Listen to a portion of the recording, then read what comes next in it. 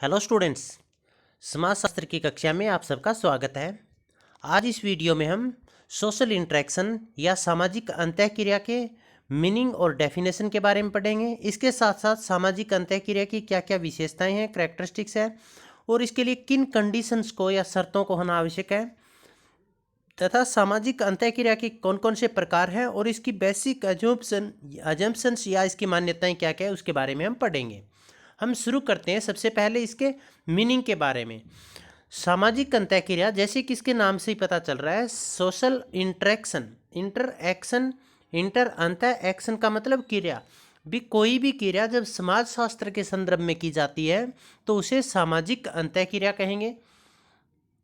अब सामाजिक अंतःक्रिया है, इसमें जब दो या दो से अधिक व्यक्ति आपस में मिलते हैं, एक दूसरे से संपर्क स्थापित करते हैं, तो वो आपस में सामाजिक संबंध भी स्थापित करेंगे। और जब वो सामाजिक संबंध स्थापित करेंगे तो आपस में किसी न किसी आवश्यकताओं की पूर्ति होगी, किसी न किसी उद्देश्य की पूर्ति होगी।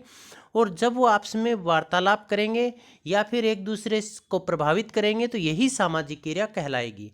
जैसे यहाँ पर हम एक एग्जाम्पल लेते हैं। मान लीजिए एक स्टूडेंट है, वो अध्यापक के पास कोई क्वेश्चन पूछने के लिए आया, तो उन दोनों के बीच में आपस में संवाद हुआ या प्रतिक्रिया हुई। स्टूडेंट्स ने क्वेश्चन पूछा और टीचर ने उस क्वेश्चन का जवाब दिया, तो ये सामाजिक अंतःक्रिया कहलाएगी। क्योंकि पहले व्यक्ति स्टूडेंट ने क्रिया की और उस क्रिया के प्रत्युत्तर में दूसरे व्यक्ति अध्यापक ने क्रिया की, तो क्रिया के प्रत्युत्तर में की जाने वाली क्रिया को हम सामाजिक अंतःक्रिया कहेंगे। तो सामाजिक अंतःक्रिया में दो पक्ष होने चाहिए और दोनों पक्ष अपने व्यवहार से एक दूसरे को प्रभावित करेंगे। और ये जब एक दूसरे को प्रभावित करते हैं तो विभिन्न संकेतों का भी प्रयोग इसमें किया जाता है। जैसे एक व्यक्ति रास्ते में जा रहा है और दूसरा व्यक्ति, उसने सामने वाले को गर्दन हिलाकर नमस्कार किया और सामने वाले ने ही गर्दन हिलाकर नमस्कार में उसका रिस्पॉन्स दिया, तो ये सामाजिक क्रिया, सामाजिक अंतःक्रिया कहलाएगी। क्यों? क्योंकि पहले वाले ने क्रिया की, उससे प्रभावित होकर दूसरे व्यक्ति ने उस क्रिया के प्रत्युत्तर में क्रिया की, तो क्रिया के प्रत्युत्तर में जो क्रिया की जाती है उसे हम सामाजिक अंतःक्रिया कहेंगे। यहाँ पर हम स्लाइड में अच्छी तरह से इसको पढ़ेंगे। तो यहाँ पर आप देखिएगा क्वेश्चन आ सकता है अपना, इंटरेक्शन क्या है या अंतःक्रिया क्या है, अंतःक्रियावादी सिद्धांत की मान्यताओं को समझाइएगा।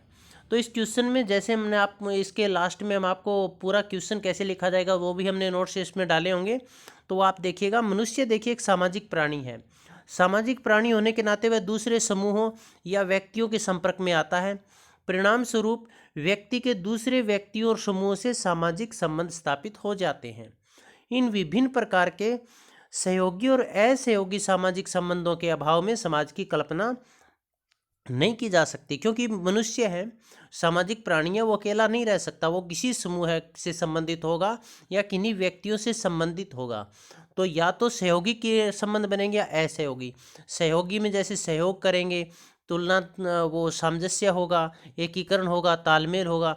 असहयोगी में संघर्ष होगा या फिर प्रतिस्पर्धा होगी, लड़ाई झगड़े होंगे। तो इन्हीं संबंधों में से कोई न कोई वह संबंध स्थापित करेगा।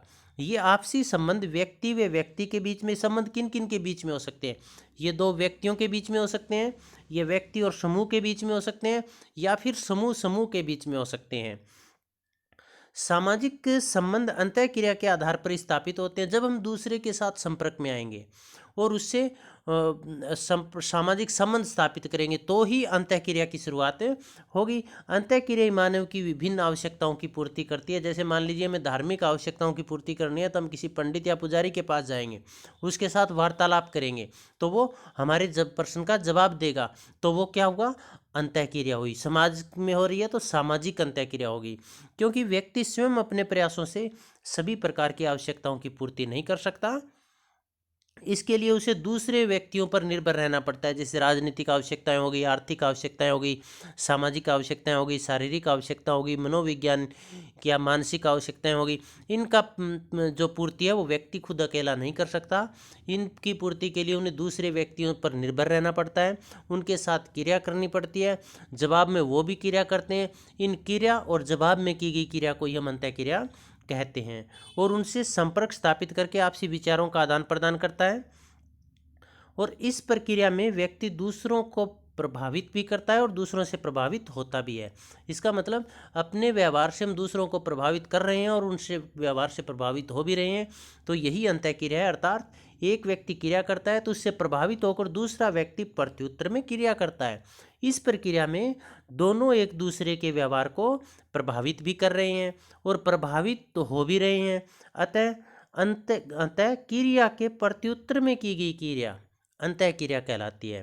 इसका मतलब हम दुकान पर कोई सामान खरीदने के लिए जाते हैं, दुकानदार से हमने कोई सामान मांगा तो हमारी आवश्यकताओं की पूर्ति के लिए वहाँ पर गए और दुकानदार ने हमें वो सामान दिया, तो ये अंतःक्रिया कहलाएगी। क्यों?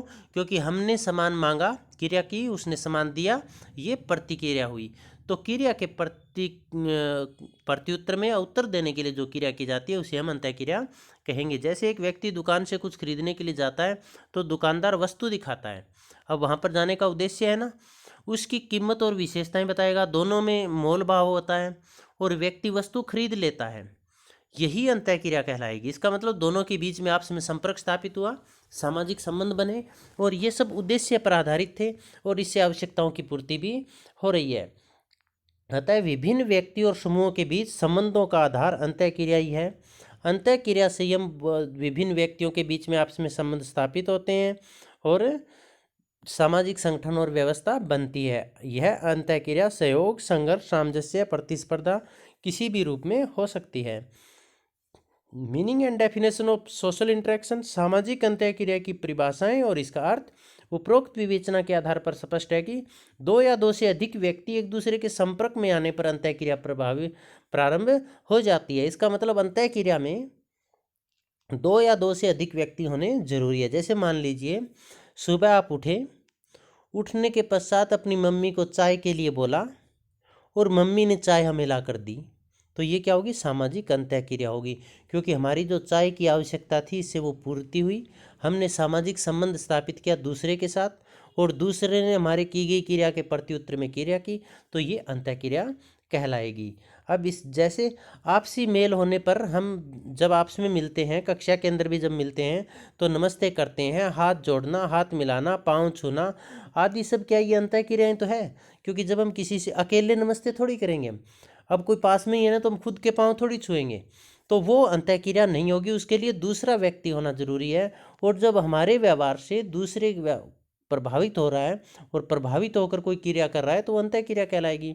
इस प्रक्रिया में अब अंतःक्रिया में हम किन किन का प्रयोग करते हैं? भाषा का प्रयोग कर सकते हैं, बोलकर, हाव भाव दिखा सकते हैं। जैसे मान लीजिए हमें कोई पूछे आप कैसे हो, हम उंगली और अंगूठे को मिलाकर ओके का निशान बनाते हैं, इसका मतलब एकदम ओके हैं। और मुख मुद्रा, हम अपना मुख चेहरा है वो एकदम हंसी नुमा या खिला हुआ कर लेते हैं, खुश हो जाते हैं, मुस्कुरा देते हैं, इसका मतलब ठीक है। प्रतीक भी हो सकते हैं, जैसे गर्दन हिलाना, इशारों में अपने पास बुलाना किसी को, तो ये जब हमने किसी को अपने पास आने के लिए इशारा किया और वो हमारा इशारा देखकर हमारे पास पहुंचा, तो ये सामाजिक अंतःक्रिया कहलाएगी। अंतःक्रिया का जो माध्यम है वो हाव भाव हो सकते हैं, भाषा हो सकती है, मुख मुद्रा हो सकती है, प्रतीक हो सकती है। लेकिन अंतःक्रिया के लिए एक चीज़ जरूरी है कि जो प्रतीक हम यूज कर रहे हैं, जिस अर्थ में हम यूज कर रहे हैं, वो यदि उसी अर्थ में उसको सामने वाला समझ रहा है तो ही वो अंतःक्रिया कहलाएगी। जैसे मान लीजिए हमने लोरेन शब्द बोला, तो लोरेन शब्द जैसे हमने किसी से कहा भी आप लोरेन, तो उसके माइंड में लोरेन के बारे में यदि वो नहीं जानता तो कोई पिक्चर नहीं बनेगी। और यदि हमने बता दिया गाय, बोल दिया गाय शब्द, तो उसके माइंड में एकदम से पिक्चर हो बनेगी और वो उस प्रतीक को समझ जाएगा और फिर रिस्पॉन्ड करेगा, तो अंतःक्रिया कहलाएगी। तो इसके साथ साथ अब जब ये इनके माध्यम से विचारों का आदान प्रदान होता है और वे एक दूसरे को प्रभावित करते हैं, परिणाम स्वरूप दोनों के व्यवहार में परिवर्तन आता है। एक व्यक्ति द्वारा की जाने वाली क्रिया दूसरे व्यक्ति के लिए उत्तेजना का कार्य करती है। उत्तेजना का मतलब उसे क्रिया करने के लिए उकसाती है, उत्तेजित करती है, एक पुनर्बलन या उसको क्रिया करने के लिए मजबूर करती है। जैसे हमने किसी को नमस्ते बोला, हमने अपनी क्रिया कर दी, अब सामने वाले को उत्तेजित करेगी भी, वो उसका रिस्पॉन्ड करे, उसका जवाब दे, और जवाब देने के लिए वो या तो गर्दन हिलाएगा या नमस्ते करेगा। तो वो क्रिया के प्रत्युत्तर में उसने क्रिया की, हमारे व्यवहार से वो प्रभावित हुआ और उसने क्रिया की और उसके व्यवहार से हम प्रभावित हुए। तो अंतः क्रिया का मतलब एक दूसरे से सामाजिक संपर्क स्थापित करना, सामाजिक संबंध बनाना और फिर एक दूसरे को प्रभावित करना भी है और उससे प्रभावित यदि होते भी हैं तो ये अंतः क्रिया कहलाएगी। और दूसरा, व्यक्ति उस क्रिया का विशेष अर्थ लगाकर प्रत्युत्तर में जो क्रिया करता है, विशेष अर्थ का मतलब जिस अर्थ में पहले कर्ता ने यूज किया है उसी अर्थ में यदि सामने वाला ले रहा है उसको, तो वह अंतः क्रिया कहलाएगी, वह अनुक्रिया कहलाती है। अब मैंने कोई क्रिया की और आपने उसके रिस्पॉन्स में कोई क्रिया की, जो मैंने की वो क्रिया, आपने उसके उत्तर का प्रश्न का जवाब देने के लिए जो उत्तर दिया वो अनुक्रिया। तो इस तरह क्रिया के प्रत्युत्तर में की गई अनुक्रिया अंतः क्रिया कहलाती है। अंतः क्रिया को विभिन्न विद्वानों ने अपने अपने तरीके से इस प्रकार परिभाषित किया है। पहली डेफिनेशन आप देखिएगा, एल्ड्रीज तथा मेरिल ने क्या कहा है। सामाजिक अंतः क्रिया वह सामान्य प्रक्रिया है जिसमें दो या दो से अधिक व्यक्तियों में अर्थपूर्ण संपर्क की स्थापना होती है। इसका मतलब दो या दो से अधिक व्यक्ति मिलेंगे, पहला व्यक्ति जब भी कोई बात कहेगा तो सामने वाला उसी अर्थ में उसको लेगा जिस अर्थ में पहले वाले व्यक्ति ने कहा है, और जिसके फलस्वरूप दोनों के व्यवहार में थोड़ा बहुत परिवर्तन आता है, मतलब दोनों एक दूसरे को प्रभावित करते हैं, तो वो अंतःक्रिया कहलाएगी। जैसे दुकानदार का हमने एग्जाम्पल लिया था, हम दुकानदार के पास गए, उनसे सामान मांगा तो वहाँ पर अर्थपूर्ण संपर्क था, जो सामान हमने मांगा वही सामान उसने हमें दिया, जिसके फलस्वरूप दोनों के व्यवहार में थोड़ा बहुत परिवर्तन आता है। तो सामाजिक अंतःक्रिया एल्ड्रिज तथा मेरिल कह रहे हैं भी एक सामान्य प्रक्रिया है जिसमें दो या दो से अधिक व्यक्ति अर्थपूर्ण तरीके से संपर्क की स्थापना होगी और जिसके फलस्वरूप दोनों के व्यवहार में थोड़ा बहुत परिवर्तन आएगा। प्रोफेसर ग्रीन क्या कहते हैं, देखिएगा, व्यक्ति और समूह अपनी समस्याओं के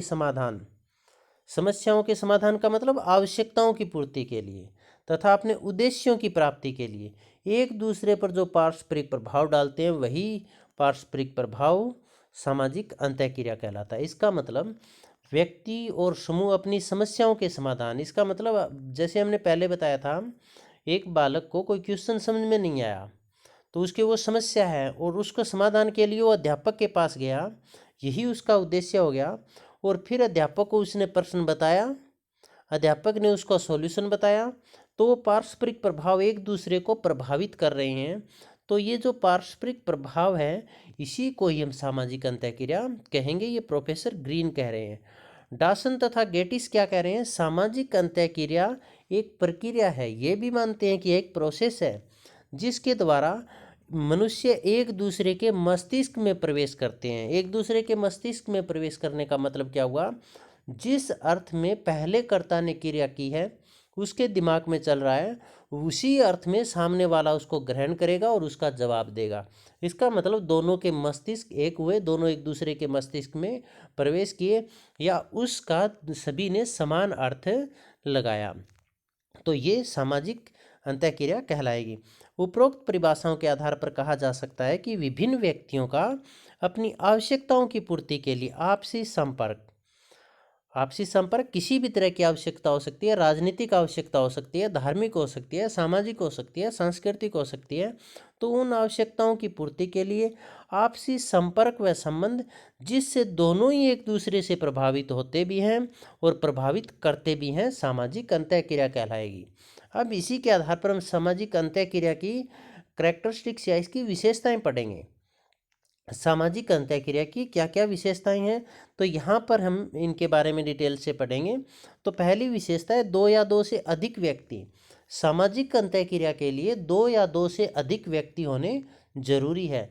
अकेला व्यक्ति यदि कोई क्रिया करता है तो वो सामाजिक क्रिया नहीं कहलाएगी, वो उसकी व्यक्ति क्रिया कहलाएगी, क्योंकि उससे दूसरा पक्ष कोई प्रभावित नहीं हो रहा है, न ही उस व्यक्ति के क्रिया करने के प्रत्युत्तर में दूसरा व्यक्ति कोई क्रिया करने वाला है, तो वो सामाजिक अंतःक्रिया नहीं हो सकती। तो सामाजिक अंतःक्रिया में दो या दो से अधिक व्यक्तियों का होना अति आवश्यक है। द्विपक्षीय प्रक्रिया सामाजिक अंतःक्रिया है, इसकी दूसरी विशेषता यह है कि यह द्विपक्षीय है, इसमें दो पक्ष होने आवश्यक है। एक पक्ष क्रिया करेगा और दूसरा पक्ष उस क्रिया के प्रत्युत्तर में क्रिया करेगा, मतलब एक पक्ष कोई समस्या लेकर आएगा और दूसरा पक्ष उसका समाधान करेगा। तो इसका अभिप्राय ये हुआ कि दो पक्ष होंगे, दोनों एक दूसरे के व्यवहार से प्रभावित भी होंगे और प्रभावित करेंगे भी। प्रभावित करने व प्रभावित होने की प्रक्रिया, सामाजिक अंतःक्रिया में दो पक्ष होते हैं और दोनों पक्ष एक दूसरे से प्रभावित होकर क्रिया और प्रतिक्रिया करते हैं। मतलब वो एक व्यक्ति जो पक्ष है वो दूसरे से प्रभावित होता भी है और उसको प्रभावित करता भी है, मतलब उस पर इफेक्ट डालता है।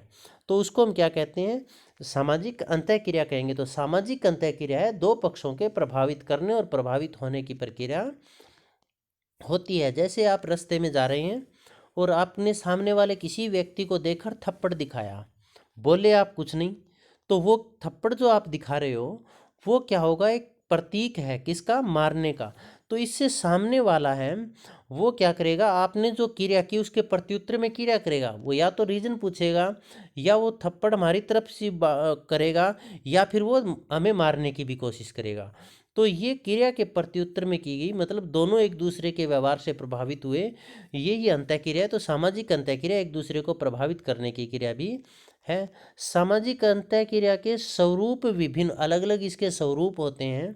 जब दो व्यक्ति आपसे मिलते हैं तो या तो एक दूसरे का सहयोग करेंगे, तो सहयोगात्मक स्वरूप हो गया, या दोनों में कंपटीशन होगा, प्रतिस्पर्धा होगी तो प्रतिस्पर्धा होगी, या दोनों लड़ाई झगड़ा करेंगे तो संघर्ष हो गया, या दोनों आपस में तालमेल बैठाने की कोशिश करेंगे, सामंजस्य हो गया, एकीकरण हो गया।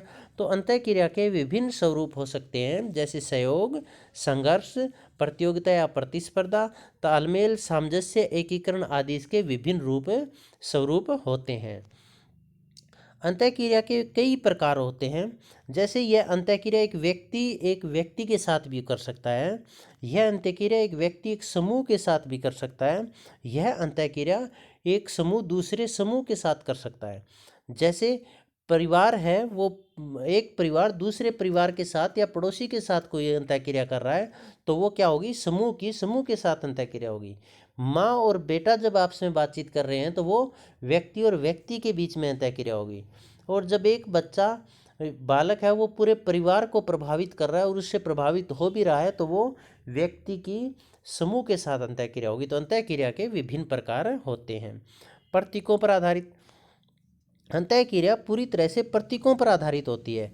प्रतीक कैसे, जैसे मान लीजिए बहुत खुश हैं तो हंस रहे हैं, कोई हंस रहा है इसका मतलब वो बहुत खुश है, खुशी का प्रतीक है। और कोई माथा पकड़े बैठा है इसका मतलब वो परेशान है, वो परेशानी का प्रतीक है। इसी तरह से दोनों हाथ की दो उंगलियों से वी का निशान बनाते हैं तो वो क्या हो गया, इसका मतलब सामने वाला ग्रहण करेगा भी कोई न कोई खुशी है इसकी, इसने जीत हासिल किया, वो विजय का प्रतीक है। इसी तरह से जब बॉलर बॉल फेंकता है और अंपायर ऊपर हाथ करके उंगली घुमाता है, इसका मतलब नो बॉल पर फ्री हिट का प्रतीक है। तो जो अंतःक्रिया होगी वो विभिन्न प्रतीकों पर आधारित होगी। ये हाव बॉडी लैंग्वेज से हो सकते हैं, जैसे अपने किसी को तरफ हम आंखें दिखा रहे हैं, इसका मतलब कोई न कोई गलती है, या फिर एक आंख से हम इशारा भी कर सकते हैं किसी की तरफ, या फिर हम जो है हाथों से इशारा भी कर सकते हैं जिसके सामने वाला उसको उसी रूप में ग्रहण करता है। तो सामाजिक अंतःक्रिया प्रतीकों पर आधारित होती है। मनुष्य की विचार शक्ति पर आधारित है। सामाजिक प्रतीक अंतःक्रिया यह पूरी तरह से मनुष्य की विचार करने सोचने की शक्ति पर आधारित है, क्योंकि मनुष्य में जो विचार शक्ति है, विचार करने की क्षमता है, उसी के आधार पर व्यक्ति दूसरों से सामाजिक संपर्क स्थापित करता है, सामाजिक संबंध बनाता है और दूसरे भी उसके साथ क्रिया प्रतिक्रिया करते हैं। तो ये जो असामाजिक अंतःक्रिया है ये मनुष्य की विचार शक्ति और सोच का परिणाम है। आवश्यकताओं की पूर्ति, अंतःक्रिया हमारी किसी न किसी आवश्यकताओं की पूर्ति करती है, क्योंकि व्यक्ति कभी भी सामाजिक प्राणी है, न वो समाज से अलग रह सकता है, न ही वो अपनी सभी आवश्यकताओं की पूर्ति अकेला कर सकता है। उसे अपनी आवश्यकताओं की पूर्ति के लिए दूसरों पर निर्भर रहना पड़ता है। इसके पश्चात आएगा कंडीशंस ऑफ सोशल इंटरेक्शन। सामाजिक अंतःक्रिया इसकी कौन कौन सी परिस्थितियां हैं, कौन सी शर्तें हैं, किन आधारों पर सामाजिक अंतःक्रिया होती है, उसके बारे में हम यहाँ पर पढ़ेंगे। तो सामाजिक अंतःक्रिया की जो दशाएं हैं उनको हम दो भागों में बांटते हैं, सामाजिक संपर्क और संचार। सामाजिक अंतःक्रिया के लिए दो या दो से अधिक या दोनों पक्षों का आपस में संपर्क होना जरूरी है। ये संपर्क शारीरिक भी हो सकता है, और शारीरिक का मतलब प्रत्यक्ष भी हो सकता है और अप्रत्यक्ष भी हो सकता है। जैसे यदि दो व्यक्ति आपस में मिलते हैं, गले मिलते हैं, हाथ मिलाते हैं, पाँव छूते हैं, या फिर गर्दन हिलाकर इशारा करते हैं, हाथों से इशारा करते हैं, आँखों से इशारा करते हैं, नमस्ते करते हैं, प्रणाम करते हैं, तो ये सब क्या होगे, प्रत्यक्ष संपर्क हो, प्रत्यक्ष सामाजिक संपर्क होगा, जिसमें दोनों पक्ष एक दूसरे के आमने सामने हैं। और यह अप्रत्यक्ष भी हो सकता है, जैसे हजारों किलोमीटर दूर बैठे हैं, हजारों मील दूर बैठे हैं, हम व्हाट्सएप के माध्यम से, फेसबुक के माध्यम से, टीवी रेडियो के माध्यम से, पत्र के माध्यम से, इंटरनेट के माध्यम से, टेलीफोन के माध्यम से यदि एक दूसरे से संपर्क स्थापित करते हैं और दूसरा उसका उसी अर्थ ग्रहण करके हमारे पास उसका उत्तर देता है, तो वो सामाजिक अंतःक्रिया कहलाएगी। तो सामाजिक अंतःक्रिया के लिए सामाजिक संपर्क होना बहुत ज़रूरी है, और सामाजिक संपर्क प्रत्यक्ष भी हो सकता है और अप्रत्यक्ष भी हो सकता है, लेकिन सामाजिक संपर्क चाहे प्रत्यक्ष हो चाहे अप्रत्यक्ष हो, इसका अर्थपूर्ण होना बहुत ज़रूरी है। अर्थपूर्ण होने का मतलब ये है कि यह जो संपर्क है ये समझ में आने वाला होना चाहिए। जैसे दो व्यक्ति आपस में मिल गए, एक व्यक्ति चाइनीज भाषा बोल रहा है और दूसरा चाइनीज भाषा जानता नहीं है, तो उनका प्रत्यक्ष संपर्क तो है परंतु अंतःक्रिया नहीं होगी, क्योंकि वो जो संपर्क है वो अर्थ दोनों के लिए अर्थपूर्ण नहीं है, एक दूसरे के प्रतीकों को, संवादों को समझा नहीं जा रहा है वहाँ पर। तो सामाजिक संपर्क प्रत्यक्ष हो सकता है, अप्रत्यक्ष हो सकता है, परंतु उसमें अर्थपूर्ण होना चाहिए, वो दोनों एक दूसरे को समझ में आनी, बातें एक दूसरे के समझ में आनी चाहिए, इसका मतलब एक दूसरे से प्रभावित तो होने चाहिए।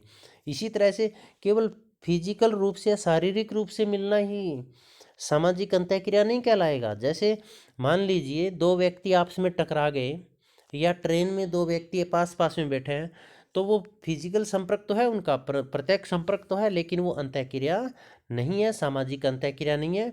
इसी कारण सामाजिक अंतःक्रिया के लिए संचार का होना भी जरूरी है।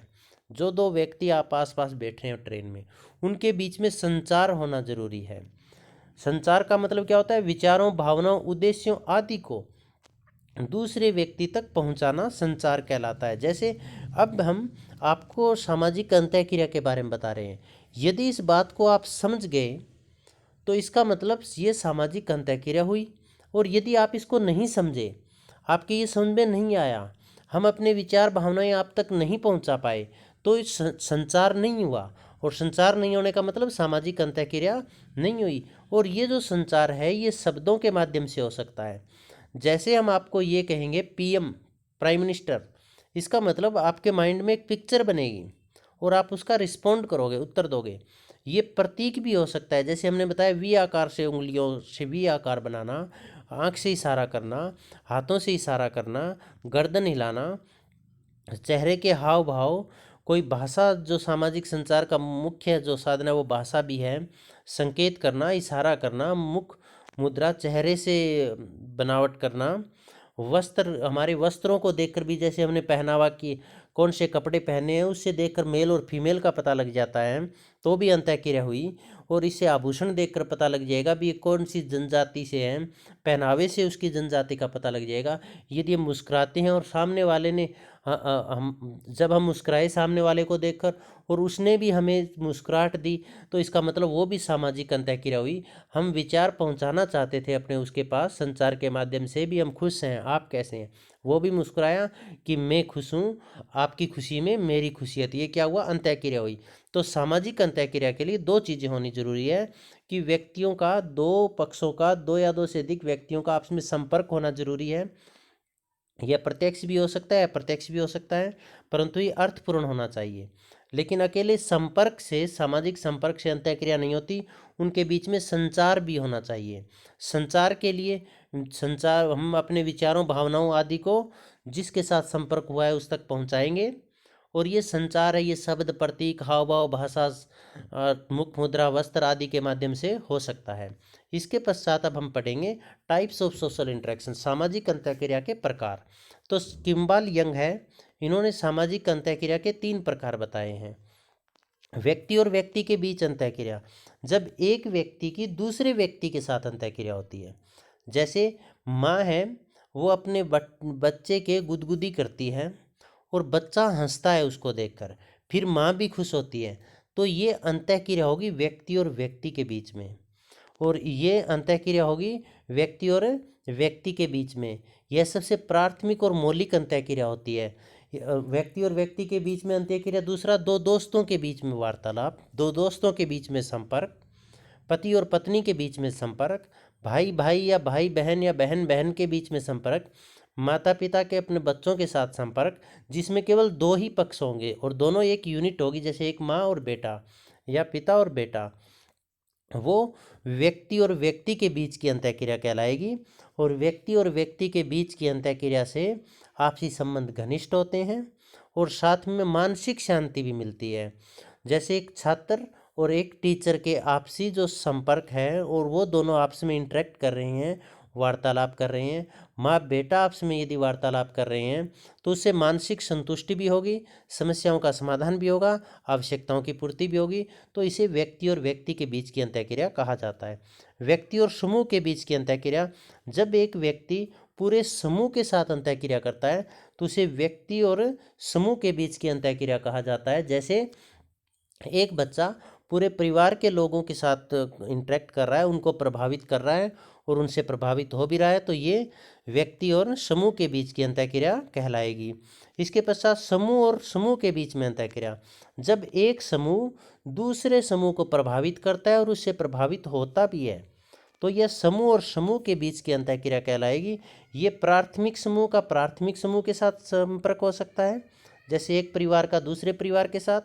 यह प्राथमिक समूह का द्वितीयक समूह के साथ हो सकता है, जैसे एक परिवार का राज्य के साथ या गांव का सरकार के साथ। यह एक द्वितीय समूह का द्वितीय समूह के साथ हो सकता है, जैसे एक देश का दूसरे देश के साथ संपर्क, एक स्टेट का दूसरे स्टेट के साथ संपर्क। तो जो द्वितीयक समूह है, जो ये द्वितीयक समूह आपस में संपर्क करते हैं दोनों, तो वो समूह और समूह के बीच की अंतःक्रिया कहलाएगी। तो अंतःक्रिया के किम्बाल यंग ने 3 प्रकार बताए जो हमने एक्सप्लेन किए हैं। अब complete explanation of the question, इस प्रश्न की पूरी तरह से हम व्याख्या करेंगे। ये स्लाइड हम पूरी स्लाइड है ये हम आपको बता चुके हैं, ये स्लाइड हम पहले डिस्कस कर चुके हैं। ये स्लाइड इसकी मीनिंग और डेफिनेशन की ये स्लाइड भी हम पहले आपको दिखा चुके हैं, इसकी डिस्कशन कर चुके हैं। अब इसके पश्चात हम करेंगे इसकी विशेषताओं के बारे में भी। अंतःक्रिया की कौन कौन सी विशेषताएं हैं। 2 या 2 से अधिक व्यक्ति। सामाजिक अंतःक्रिया की सर्वप्रथम विशेषता यह है कि इसमें 2 या 2 से अधिक व्यक्तियों का होना आवश्यक है। अकेला व्यक्ति क्रिया तो कर सकता है परंतु अंतःक्रिया नहीं। द्विपक्षीय प्रक्रिया, सामाजिक अंतःक्रिया वह प्रतिक्रिया की एक द्विपक्षीय की प्रक्रिया है जिसमें एक पक्ष क्रिया करता है तो दूसरा पक्ष उस क्रिया के प्रत्युत्तर में क्रिया करता है। प्रभावित करने की क्रिया, सामाजिक अंतःक्रिया एक ऐसी प्रक्रिया जिसमें क्रिया करने वाला व क्रिया के प्रत्युत्तर में क्रिया करने वाला अपनी अपनी क्रियाओं से एक दूसरे को प्रभावित करते भी हैं और प्रभावित होते भी हैं। अंतःक्रिया के विभिन्न स्वरूप, सामाजिक अंतःक्रिया के विभिन्न स्वरूप होते हैं जैसे सहयोग, संघर्ष, प्रतिस्पर्धा, एकीकरण आदि। अंतःक्रिया के प्रकार, अंतःक्रिया के विभिन्न प्रकार भी है। व्यक्ति व व्यक्ति के बीच में, व्यक्ति और समूह के बीच में, समूह व समूह के बीच में अंतःक्रिया हो सकती है। प्रतीकों पर आधारित, सामाजिक अंतःक्रिया प्रतीकों पर आधारित होती है। इन प्रतीकों का निर्माण भी अंतःक्रिया के परिणाम स्वरूप होता है। अंतःक्रिया से ही व्यक्ति इन प्रतीकों को सीखता है और नए प्रतीक पैदा करता है। मनुष्य की विचार शक्ति पर आधारित, सामाजिक अंतःक्रिया मनुष्य की विचार क्षमता का प्रतीक है। विचार शक्ति के कारण ही मानव दूसरे से संपर्क स्थापित करता है। आवश्यकताओं की पूर्ति, व्यक्ति दूसरे व्यक्ति या समूह से संपर्क स्थापित करना, किसी न किसी आवश्यकताओं की पूर्ति करना है। अतः आपसी अंतःक्रिया का उद्देश्य किसी न किसी मानवीय आवश्यकताओं की पूर्ति करना है। अब सामाजिक अंतःक्रिया की दशाएं कौन कौन सी है। तो सामाजिक अंतःक्रिया की 2 चीज़ें इसके अंदर होनी चाहिए। एक तो सामाजिक संपर्क होना चाहिए। सामाजिक अंतःक्रिया सामाजिक संपर्क में अभाव में संभव नहीं है। सामाजिक संपर्क में शारीरिक निकटता या प्रत्यक्ष होना आवश्यक नहीं है, बल्कि सामाजिक संपर्क से तात्पर्य अर्थपूर्ण संपर्क है। इसमें व्यक्ति अप्रत्यक्ष या telephone, mobile, internet, television, radio आदि से भी संपर्क स्थापित कर सकता है। संचार दूसरी इसकी आवश्यकता या शर्त या कंडीशन है कि सामाजिक अंतःक्रिया के लिए संचार का होना, संचार के माध्यम से ही हम अपने विचारों, भावनाओं आदि को दूसरों तक पहुंचाते हैं। यदि एक व्यक्ति जो कुछ कहता है, जो बोलता है, जो समझता है, उसे दूसरा व्यक्ति उसी अर्थ में समझ लेता है तो यह संचार कहलाएगा। संचार के माध्यम भाषा, संकेत, हाव भाव, शब्द, प्रतीक, मुख मुद्रा आदि होते हैं। संचार के लिए इन संकेतों, हाव व प्रतीक आदि का समान अर्थ लगाकर क्रिया अनुक्रिया की जाती है। सामाजिक अंतःक्रिया के प्रकार किम्ब्या लिंग ने इसके 3 प्रकार बताए हैं। व्यक्ति और व्यक्ति के बीच, व्यक्ति और व्यक्ति के बीच अंतःक्रिया मौलिक और सामाजिक जीवन का आधार होती है। इसमें एक व्यक्ति दूसरे व्यक्ति के साथ अंतःक्रिया करता है, जैसे माता पिता व संतान के बीच, पति पत्नी के बीच। ये जो व्यक्ति से व्यक्ति के बीच अंतःक्रिया कहलाएगी। व्यक्ति और समूह के बीच, जब एक व्यक्ति समूह से संपर्क स्थापित करके उससे सामाजिक संबंध स्थापित करता है तथा समूह के सदस्यों से प्रभावित होता भी है और अपनी क्रिया से उनको प्रभावित करता भी है, तो इस अंतःक्रिया को व्यक्ति और समूह के बीच की अंतःक्रिया कहा जाता है। सबसे पहले परिवार नामक समूह में अंतःक्रिया शुरू करता है बालक, उसके पश्चात पड़ोस, खेल के दोस्त, स्कूल आदि औपचारिक और अनौपचारिक समूहों के साथ अंतःक्रिया करता है।